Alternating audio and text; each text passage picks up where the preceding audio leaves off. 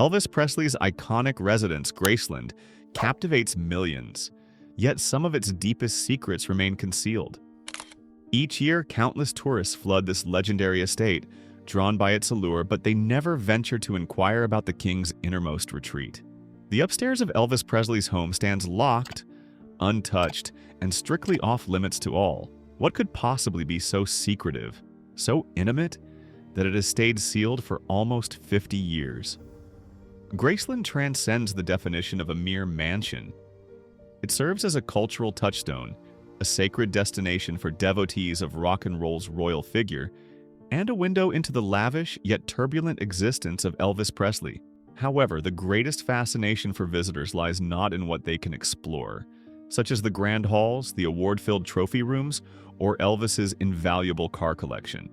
Rather, it resides in what remains hidden from view. The private quarters upstairs at Graceland linger in an aura of enigma, a preserved relic untouched since Elvis passed away in 1977.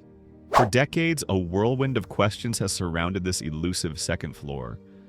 Why does it remain so zealously guarded?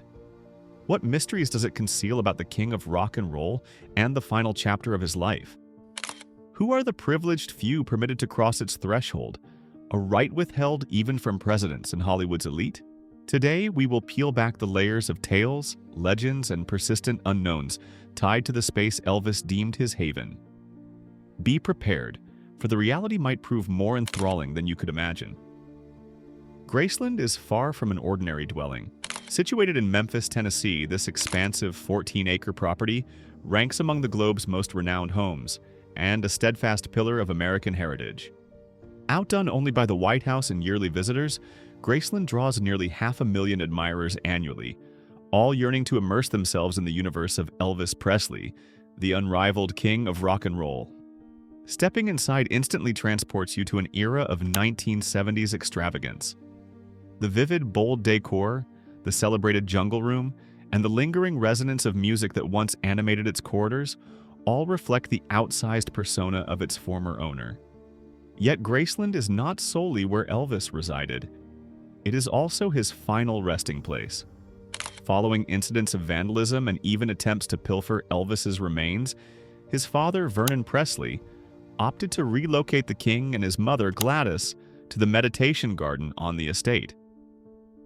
Today, Elvis's grandmother, Minnie Mae, as well as his daughter, Lisa Marie Presley, and her son, Benjamin Quo, lie beside him. The property embodies both a tribute to his remarkable life and a somber contemplation of his premature demise. Not every corner of this famed estate is open to scrutiny, however. While guests are welcome to roam the extensive grounds, including Elvis's fabled car collection and recording areas, one section stays perpetually out of reach: the upstairs. Closed off since 1977, this part of the house tantalizes as an unsolved puzzle, a legacy of the man whose name evokes fame, intrigue, and melody. The persistent query endures: why has the upstairs remained veiled for so long, and what truly awaits behind its shuttered doors? The explanation dwells at the intersection of seclusion, sorrow, and heritage. For more than 40 years, the upstairs of Graceland has stood entirely inaccessible to the public. It transcends being just a personal retreat.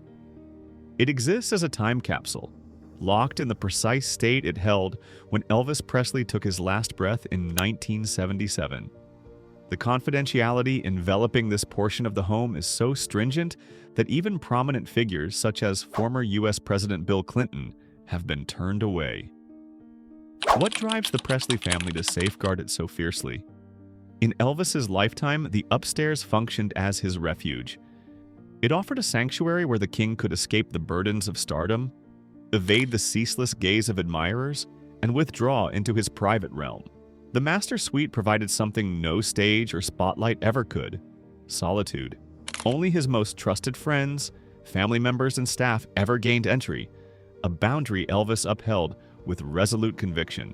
After his passing, this veil of privacy persisted, but for even weightier reasons.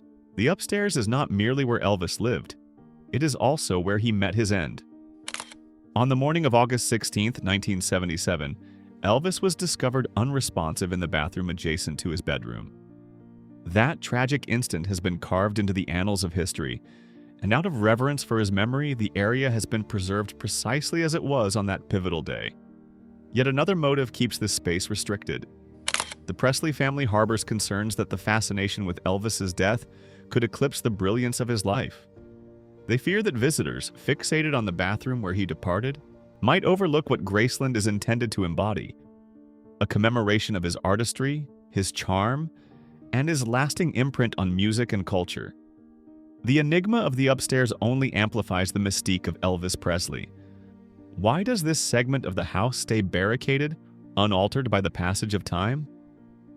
Could maintaining it in this manner unveil something more profound, not only about the king, but also about how the world recalls him? Despite the ironclad rule barring entry upstairs, a handful of individuals have crossed into Elvis's most secluded haven. Their accounts have only intensified the intrigue and curiosity encircling Graceland's locked portals. One prominent exception is Hollywood actor Nicolas Cage, an ardent Elvis enthusiast. Cage once labeled the singer his ultimate idol, yet his access to Graceland's second floor stemmed not from his celebrity or achievements. It came through his brief marriage to Lisa Marie Presley, Elvis's sole daughter. During their union, Lisa Marie allowed Cage a rare chance to behold where her father lived, worked, and rested. Cage has called the encounter both otherworldly and profoundly significant. He entered an exclusive circle of those who have not only seen the king's private domain, but also sensed the gravity of the space, a chamber suspended in time, undisturbed, and cloaked in an air of deep veneration. What he witnessed there remains tightly guarded, as Graceland prohibits photography, filming, or detailed descriptions of the upstairs. Thus, the mystery endures unbroken. Another peculiar story emerges from Instagram influencer Chewy Thompson, a less familiar name whose narrative has sparked widespread speculation among fans. While touring Graceland, Thompson claims a man dressed as a worker approached him and, accompanied by guards, led him upstairs. He recounted how doors were meticulously unlocked and curtains pulled back before he could peek inside. Why him, and under such odd conditions? Whispers circulated that this apparently spontaneous invitation might not have been coincidental. Some theorists propose Thompson could be an unrecognized offspring of the king. Elvis's repute as a charmer has fueled enduring rumors of undisclosed children, and certain fans suggest Thompson's entry implies a deeper tie to the Presley lineage, stoking further conjecture. Other visitors assert they heard unusual sounds upstairs during one of Thompson's visits, multiple voices suggesting a clandestine meeting. This sparked wild hypotheses, with some pondering whether additional untold tales envelop Elvis's upstairs quarters. Might these rooms harbor secrets of familial heritage, or perhaps something beyond imagination? Although neither Cage nor Thompson has revealed specific details about what lies beyond those secured doors, their experiences underscore that the upstairs remains one of the most exclusive and cryptic places linked to a worldwide icon. For everyone else, the mystery continues to smolder. The upstairs of Graceland symbolizes a portal into the intimate, personal world of Elvis Presley, the man beneath the king of rock and roll. While the downstairs thrived with guests, festivities, and the vibrancy of a superstar performer, Elvis's upstairs quarters served as his retreat, a space where he could live according to his own rules. Renowned for his nighttime habits, Elvis seldom adhered to a conventional routine. He frequently stayed awake through the night, watching television, reading books, or playing his own tunes. His bedroom was more than a place to rest. It was a reflection of his character, adorned with plush furnishings and opulent accents offering him supreme comfort. Elvis surrounded himself with cherished items, a bespoke bed, his favorite records, and even practical features like a button by his bedside linked to the kitchen. With a single press, he could summon his preferred late-night snacks or drinks without leaving his sanctuary. While the upstairs of Graceland epitomizes Elvis's haven, it also marks the scene of one of music history's most heart-rending moments. Early on August 16, 1977, an ordinary day spiraled into a global calamity. After spending the prior evening rehearsing and relaxing with his girlfriend, Ginger Alden, Elvis withdrew to his private quarters.